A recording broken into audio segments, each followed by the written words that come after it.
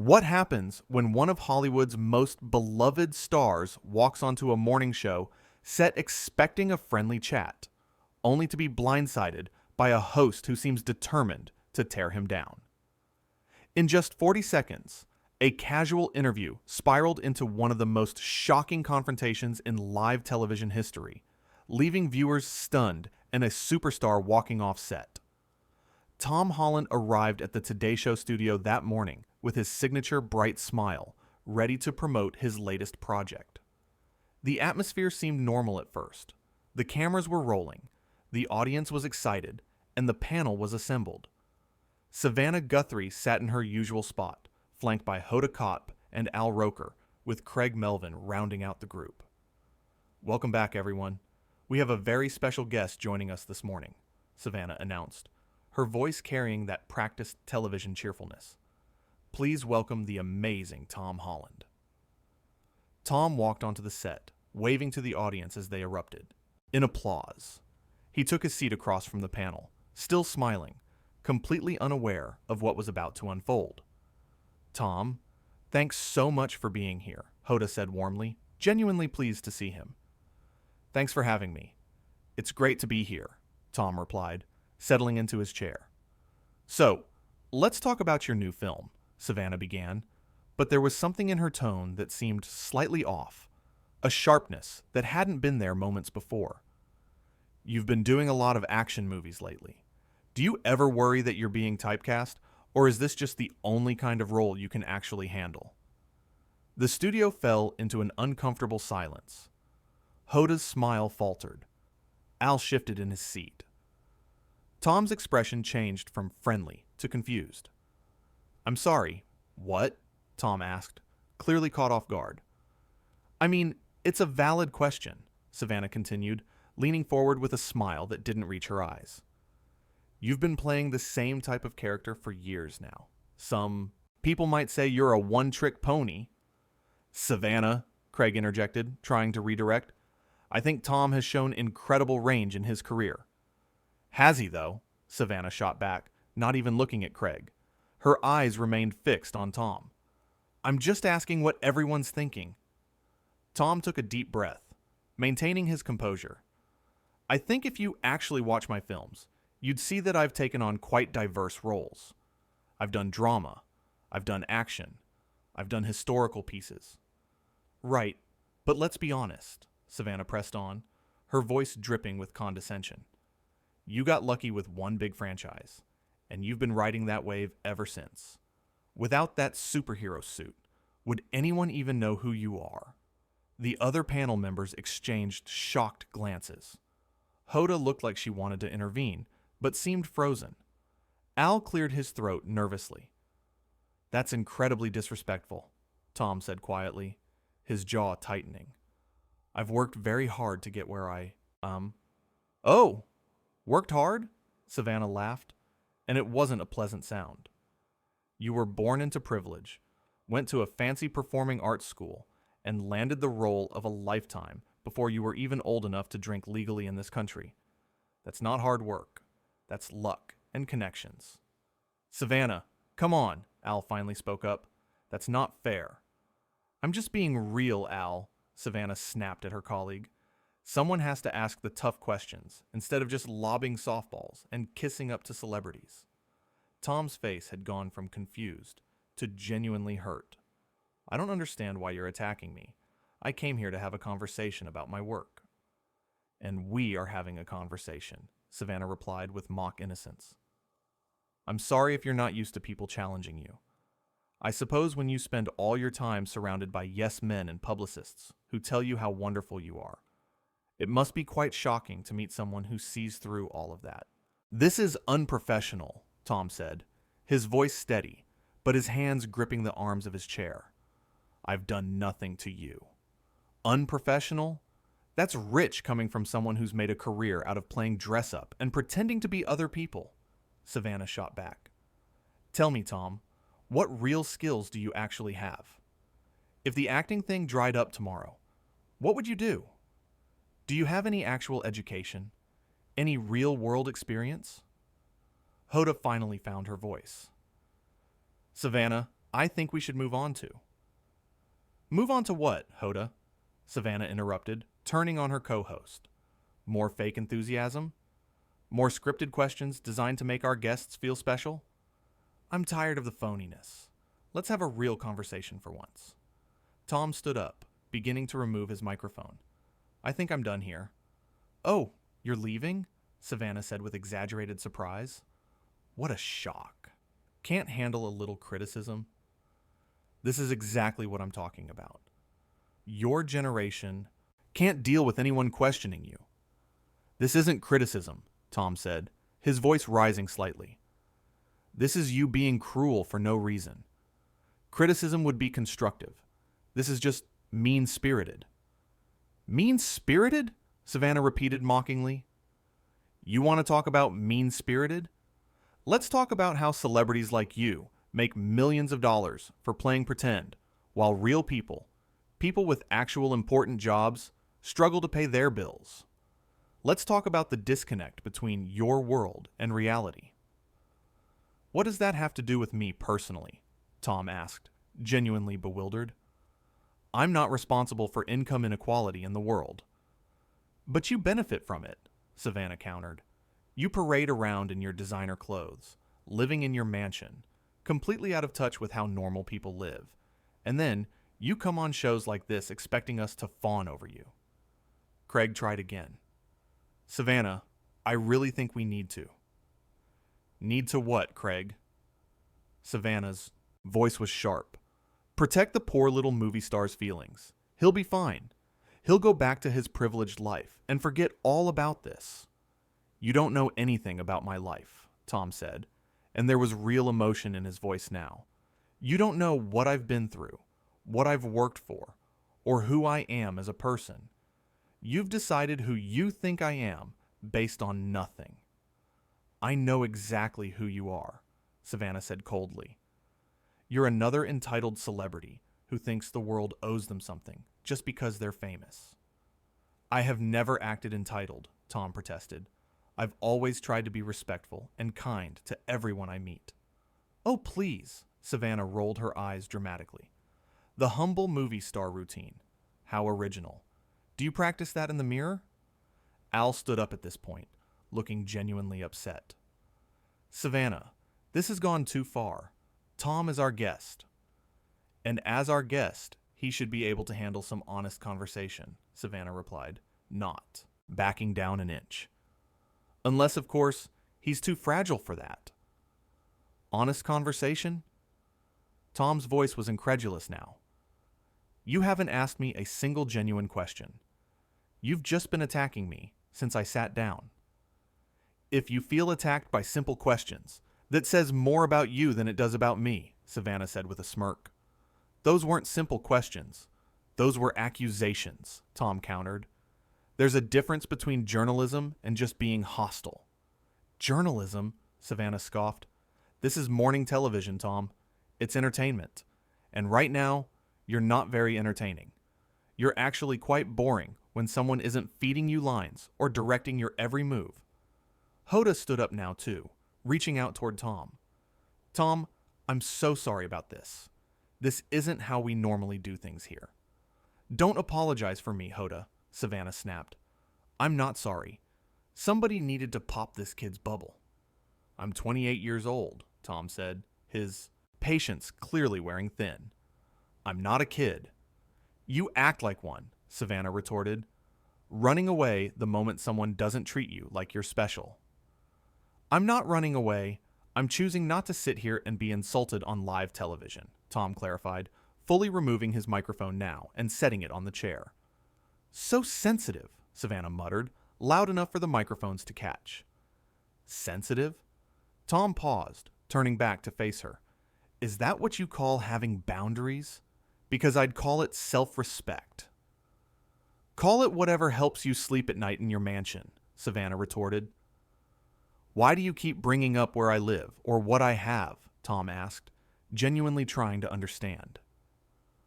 What does any of that have to do with this conversation? It has everything to do with it, Savannah said, leaning back in her chair. You live in a bubble, completely disconnected from reality. You have people who manage every aspect of your life.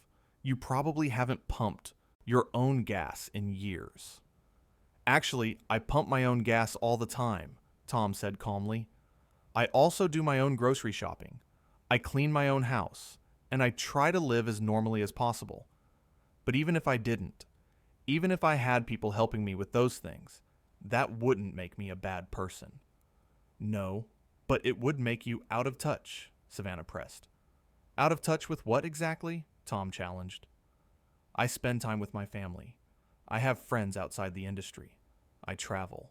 I read. I stay informed about what's happening in the world. What more do you want from me? I want you to admit that you're privileged, Savannah said. I never denied being privileged, Tom responded, his voice rising slightly in frustration. I've said multiple times in interviews that I'm aware of how fortunate I am, but you're not asking me to acknowledge privilege. You're using it as a weapon to attack me. Hoda jumped in again. Tom's right, Savannah. There's a way to have a conversation about privilege without making it personal. Everything is personal, Hoda, Savannah snapped. That's the problem with these celebrity interviews. We pretend like we're having real conversations, but we're not. We're just going through the motions.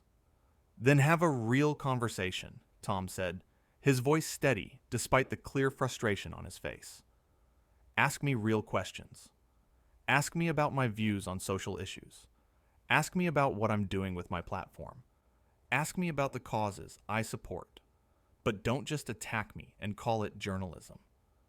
Fine, Savannah said, sitting up straighter. Let's have a real conversation. What are you doing with your platform? What causes do you support? I support several charities, Tom began, but Savannah cut him off. Of course you do. Every celebrity supports charities. It's good for the image, she said dismissively. Tom's jaw clenched. You're not interested in my answer. You're just interested in discrediting whatever I say. Because whatever you say is going to be a carefully crafted response designed to make you look good, Savannah argued. Or maybe it's just the truth, Tom countered. Maybe not everything is calculated and fake. Maybe some of us actually care about the things we support. Do you, though? Savannah asked, tilting her head. Or do your publicists just tell you which charities to attach your name to? I choose every single charity I work with, Tom said firmly. I research them. I visit them when I can. I meet the people they help. I don't just write a check and walk away. How convenient that those photo opportunities always seem to end up in the press, Savannah said with a smirk. Tom looked genuinely hurt by that comment. I don't do it for photo opportunities. Sometimes photographers are there. Sometimes they're not. I can't control that. You could if you really wanted to, Savannah insisted. You could insist on no cameras, no press. And then people like you would accuse me of not doing enough or not being visible enough in my support, Tom shot back. I can't win with you. No matter what I do or don't do, you've already decided I'm wrong. Craig shook his head. This is exactly what I'm talking about, Savannah. You're setting up impossible standards. I'm holding him accountable, Savannah said. For what? Al asked, clearly exasperated. For being successful? For being young? For being famous? What exactly is he supposed to be accountable for? For perpetuating a system that values fame over substance, Savannah replied. I didn't create that system, Tom said. I'm just trying to do good work and be a good person within the industry I'm in. But you benefit from it, Savannah repeated her earlier point. So do you, Tom said quietly, and the studio went silent. You're sitting here, on national television, being paid significantly to host this show. You have fame. You have influence. You have a platform. How is that different from what I do? Savannah's face flushed. It's completely different. Is it? Tom asked. We're both in the entertainment industry. We both have public profiles. We both have the ability to influence people. The only difference I can see is that you've decided your work is somehow more legitimate than mine. I provide news and information, Savannah said defensively. And I provide entertainment and art, Tom responded. Both have value. Both serve a purpose. Why are you trying to diminish what I do? Because what you do is frivolous, Savannah said bluntly. The other hosts looked shocked. Even the crew members visible on the edges of the set seemed taken aback. Frivolous, Tom repeated, the word seeming to sting. You think acting is frivolous? I think playing dress up and pretending to be superheroes while real people are struggling with real problems is frivolous, yes, Savannah said. Art matters, Tom said, his voice passionate now. Stories matter. The films and shows that people watch, they help people escape. They help people process emotions. They bring people together. That's not frivolous. It's not saving lives, Savannah countered. No, but it's enriching them, Tom argued. And there's value in that. Not everything has to be life or death to matter. Spoken like someone who's never had to worry about life or death situations, Savannah said. Tom's expression changed, something darker crossing his features. You don't know what I've worried about or what I've been through. You don't know anything about my personal struggles or challenges. Then enlighten me, Savannah challenged. No, Tom said simply, because you've made it clear that nothing I say will change your mind. You've already decided who I am, and you're not interested in the truth. You're interested in the narrative you've created.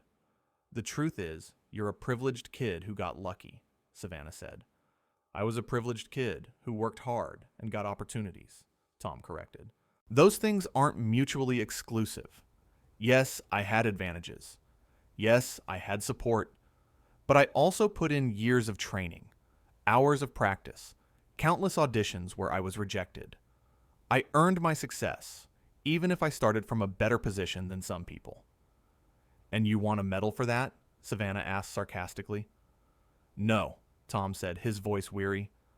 I don't want anything from you except basic human decency, and it's becoming clear that's too much to ask. You know what?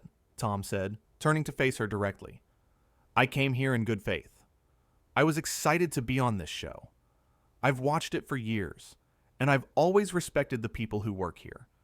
But you've made it very clear that you have some kind of personal problem with me, and I'm not going to subject myself to this anymore. Personal problem? Savannah laughed harshly. I don't have a personal problem with you. I don't think about you at all when you're not sitting in front of me. You're not that important. Then, why are you treating me this way? Tom asked, and there was genuine hurt in his voice. Because someone needs to, Savannah said simply. Someone needs to remind celebrities that they're not gods, that they're just regular people who got lucky. I have never thought I was better than anyone, Tom said firmly. I grew up in a normal house with a normal family. My dad was a comedian and an author. My mom was a photographer. We weren't rich. I worked incredibly hard to get into drama school, and I worked even harder once I got there. Every role I've gotten, I've auditioned for. I've faced rejection. I've struggled, and I've never once taken any of this for granted. What a touching story, Savannah said with dripping sarcasm. Should we get the violins out? Al moved closer to Tom. Tom, please don't let this ruin your experience. Savannah is having a bad day, and she's taking it out on you, which is completely unfair. Don't speak for me, Al, Savannah warned. Someone needs to, Al shot back, showing rare anger, because you're out of line, and you know it. I'm out of line for asking real questions, Savannah challenged. You're out of line for being unnecessarily cruel to someone who came here as our guest, Al responded firmly. Savannah turned back to Tom. Are you going to let everyone fight your battles for you? Can't defend yourself? I've been defending myself this entire time, Tom said wearily. But there's no point in continuing this conversation. You've already decided what you think of me, and nothing I say is going to change that. Finally, something intelligent comes out of your mouth, Savannah said. Savannah, Hoda exclaimed, genuinely shocked. What? I'm just being honest, Savannah said, throwing her hands up. There's a difference between being honest and being hurtful, Craig said, speaking up again. And you've crossed that line multiple times in the last few minutes. Oh, so now everyone's ganging up on me? Savannah looked around at her co-hosts. Unbelievable. I'm the only one here with the guts to have a real conversation, and I'm the bad guy? You're not having a conversation. You're having a tantrum, Tom said quietly, and something about his calm delivery made it land even harder. Savannah's face flushed red. Excuse me? You heard me, Tom said, meeting her eyes. This whole thing has been about you, not me. I don't know what happened to you this morning, or what's going on in your life, but you're taking it out on me, and that's not okay. You don't know anything about me, Savannah hissed. Exactly, Tom said. Just like you don't know anything about me. But the difference is, I'm not sitting here attacking you personally. Maybe you should, Savannah challenged. Maybe you should show some backbone for once. Having backbone doesn't mean being cruel, Tom replied. It means standing up for yourself without tearing others down. And that's what I'm doing right now. I'm standing up for myself by refusing to participate in this anymore.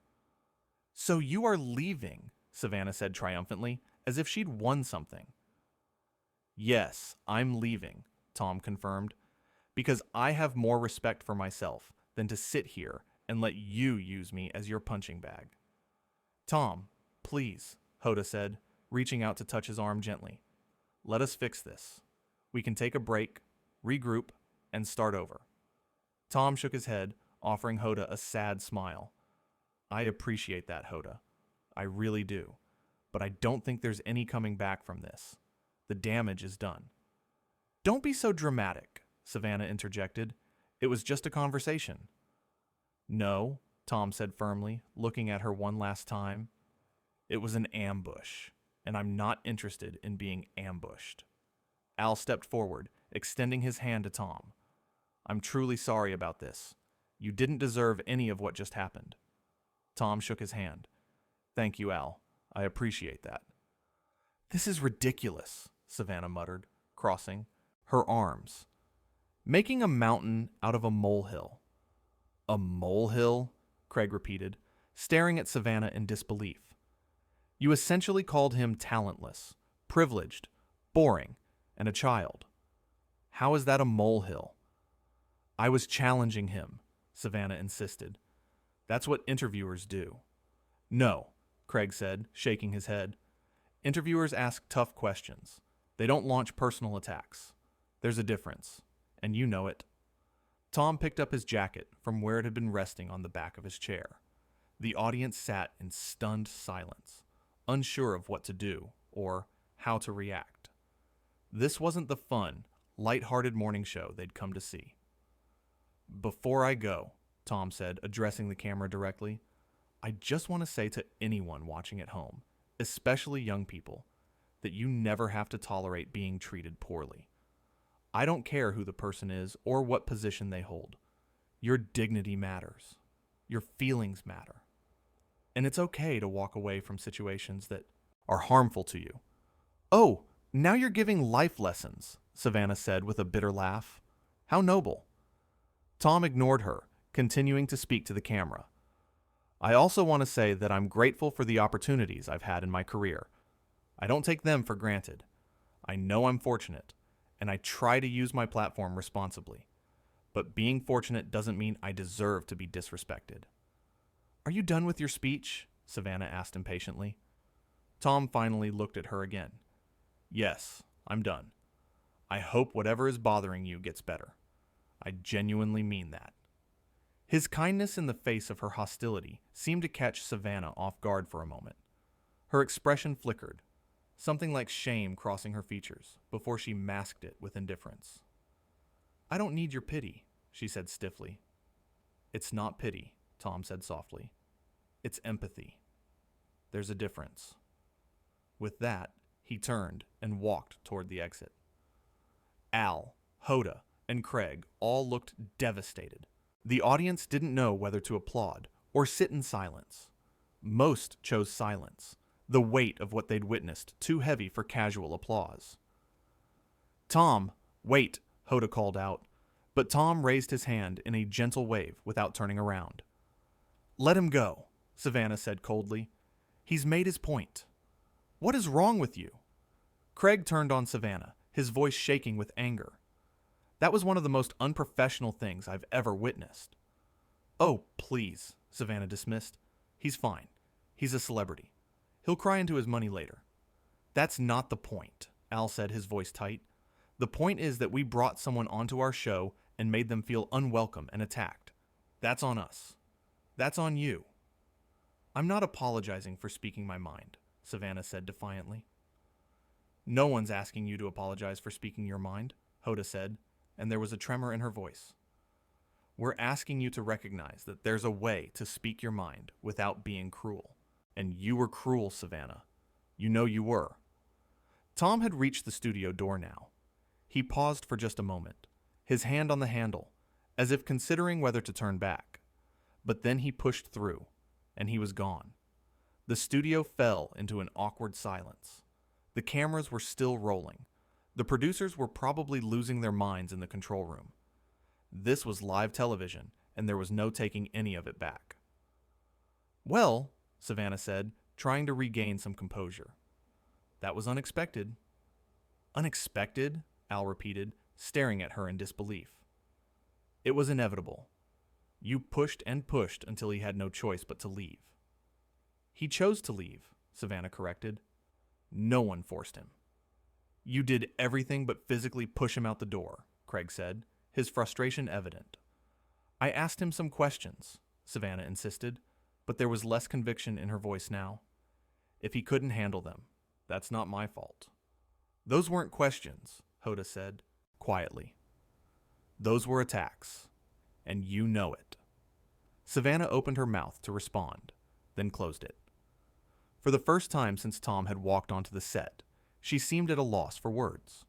The moment stretched on, uncomfortable and tense. The audience shifted in their seats. The crew didn't know where to point the cameras. This was supposed to be a fun, upbeat morning show, and instead, it had turned into something ugly and raw. We need to go to commercial, someone from the control room said through the earpieces, and it was clear they were scrambling to salvage what they could from this disaster. Right, Savannah said, straightening in her chair and trying to find her professional demeanor again. We'll be right back after this break. But as the cameras cut and the commercial break began, everyone knew that nothing would be right after this. The damage was done. The interview had imploded, and Tom Holland, one of the kindest, most beloved actors in Hollywood, had been driven off the set by a host who seemed determined to prove something, though no one was quite sure what. Al removed his microphone and stood up, walking away from the desk without a word. Hoda sat with her head in her hands. Craig stared at Savannah with an expression that mixed disappointment and anger. What? Savannah asked, looking around at her colleagues. Why is everyone acting like I did something terrible? Because you did, Hoda said, looking up at her. You did something terrible, Savannah. And I don't know if we can come back from this. Savannah's defiant expression finally cracked, just a little. I was just trying to do something different. I'm tired of softball interviews where we just praise celebrities and never challenge them. There's challenging someone, and then there's what you just did, Craig said. And what you just did was cross every line. He'll be fine, Savannah said, but she sounded less certain now. He's Tom Holland. He's a movie star. That doesn't make him less human, Hoda replied. That doesn't make him less deserving of basic respect and kindness. The commercial break ticked by, each second feeling like an eternity. The producers were likely trying to figure out how to proceed, what to say when they came back on air, how to address what had just happened. But in that studio, in that moment, there was no easy answer. Tom Holland was gone, the interview was over, and the fallout was just beginning. The cameras had captured everything, every harsh word, every uncomfortable moment, every second of a rising star being pushed to his breaking point by someone who should have been welcoming him. As the commercial break came to an end and the cameras prepared to go live again, one thing was crystal clear.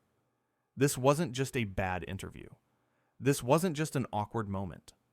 This was a complete meltdown, broadcast live for everyone to see, and there was no way to undo what had been done. The red light on the camera flicked back on, signaling they were live again, and Savannah Guthrie had to face the aftermath of what she'd created.